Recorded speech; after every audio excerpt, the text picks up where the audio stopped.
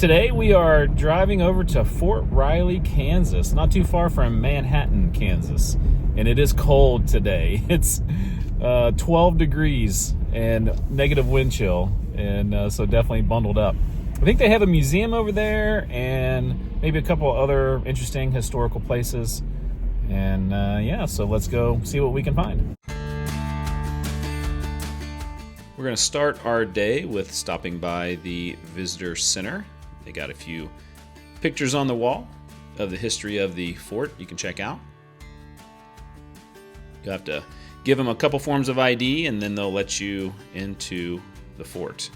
So the fort covers 101,000 acres. It's actually in two different counties, Geary and Riley County. There's 6 functional areas of the fort.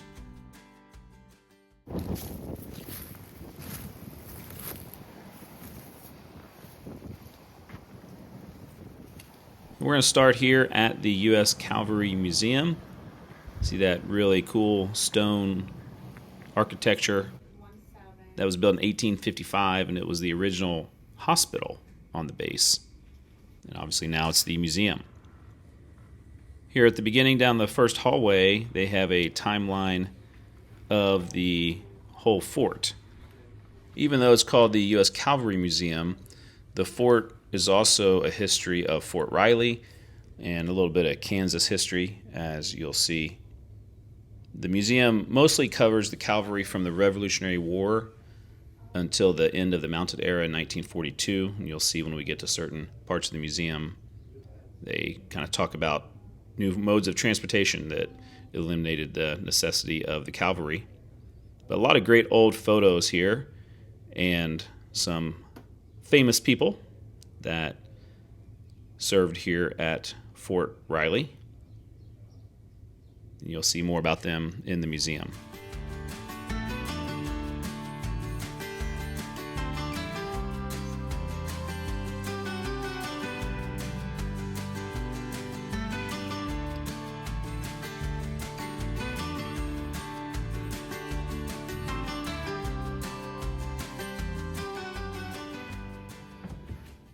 Originally, this was called Camp Center near the confluence of the Kansas and Republican rivers, and it was to protect travelers along westward routes, including the Oregon and Santa Fe trails.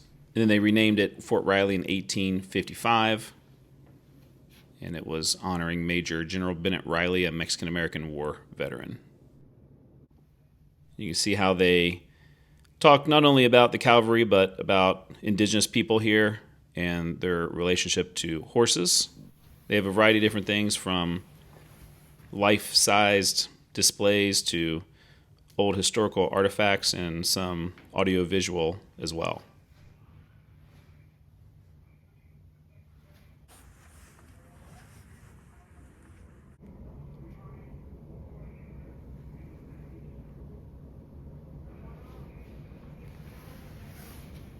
During the Civil War, Fort Riley was under Union control and played an important role in training troops and protecting Kansas from Confederate raids and border violence.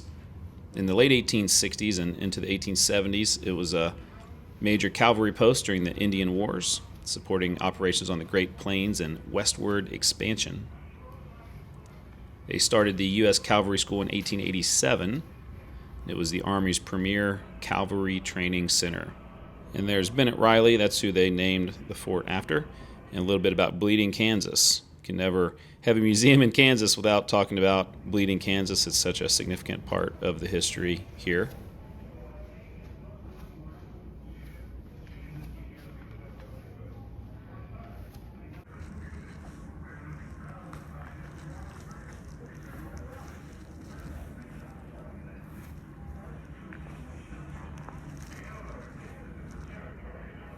Fort Riley has been very significant ever since it started all the way until today. It was significant during World War II.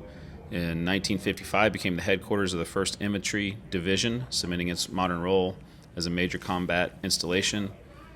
It was a key training and deployment center for soldiers during the Vietnam War, as well as the Gulf War, and it played a major role in training and deploying forces to Iraq and Afghanistan.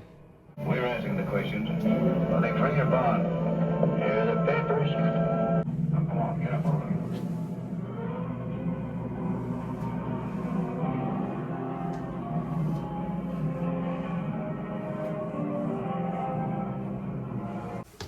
I'd say most of the more interesting historical artifacts and information is down on the first floor, but there's certainly more up on the second floor. It's more of the modern era of the U.S. military and some of the, I guess you'd say, more recent historical events and the end of the need for the cavalry when things became more mechanized. You can see the jeeps, and you'll see different modes of transportation up here, like motorcycles and helicopters. The machine gun was significant as well, so you wouldn't be able to use that while riding a horse. But still a lot of interesting information that I really didn't know about. I didn't even think about how the cavalry would be kind of phased out because of the new technologies. Not being someone who's been in the military, not something I really considered. But yeah, it's a very interesting museum. It's a little different being on a fort than just going to a small town or something like that. So they have probably access to some really cool artifacts, and I definitely recommend checking it out. They also have a area maybe for kids to take some photos, and you can get a shot here in the wagon. Imagine you were going across the plains, because this fort was here to help protect people, like I said earlier, on the Oregon Trail, Santa Fe Trail. They'd been riding in a covered wagon. Back outside, that's the statue there in the front of the Cavalry Museum, and that's Patton Hall, named after General George Patton. So behind the museum, there's going to be jeeps and tanks and some different landmarks. I love looking at these old buildings, the old big stone buildings. Lots to see back here.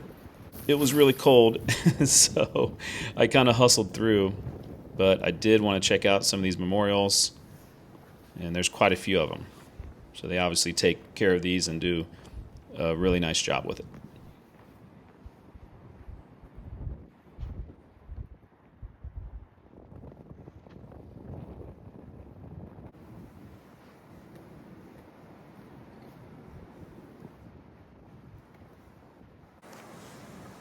And that's the museum right there in front of us. I like that shot of it with the clock tower.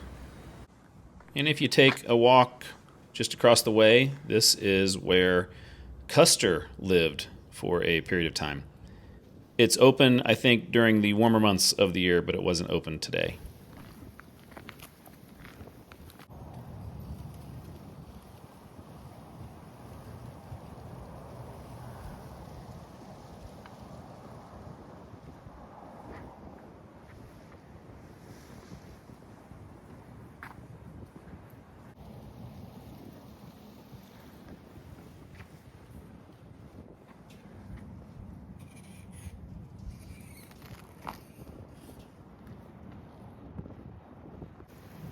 This was the trolley station, served as a baggage storage and waiting area for the intercity trolley connecting Junction City and the post from 1901 to 1907. They ended up moving the tracks a few years later. So kind of interesting, this was only in operation for about 6 years. This is the Ogden Monument. It's a stone marker erected in 1865 to honor Major Edmund Ogden, the founder of the fort, who died during a cholera outbreak in 1855. He oversaw the building of Fort Riley. The main post cemetery was established in 1853, making it the second oldest historic property at Fort Riley, with the exception of the Cavalry Parade Field.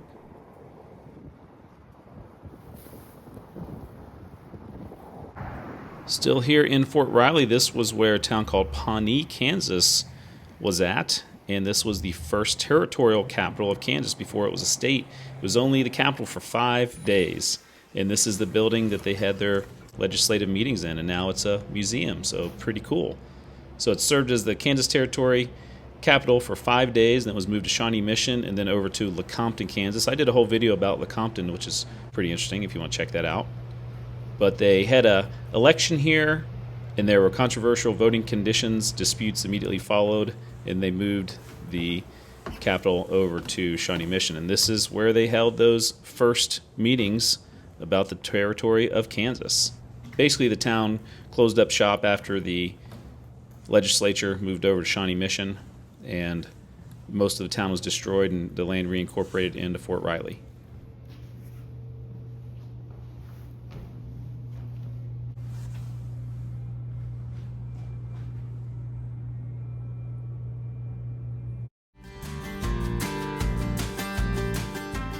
Driving around Fort Riley is pretty interesting. A lot of old historical buildings. Really enjoyed my visit.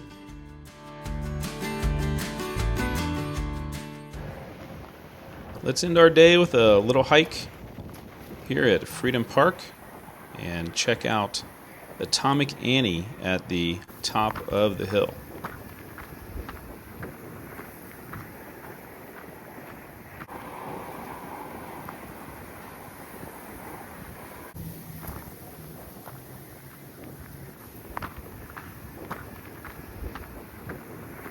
There's probably smarter things I could have done than to hike to the top of this when it's -6 wind chill. But it's a great view. You can see the base. We're up here at Atomic Annie and saw some other cool things on the way. Hope you enjoyed Fort Riley, even though it was super, super cold. I guess you didn't have to deal with the cold, I did. But I enjoyed it even still. Pretty cool stuff to check out.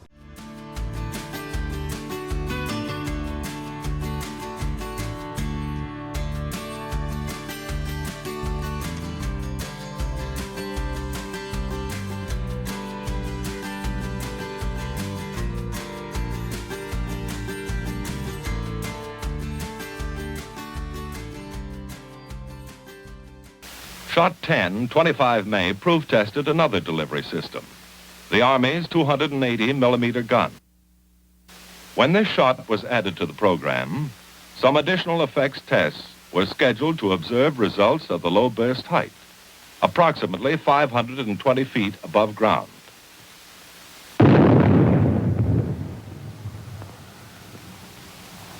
Since no gun-type assembly had been detonated since the Hiroshima bomb, the weapons development scientists had on this shot their first opportunity to study the nucleonic behavior and fireball configuration of such a device.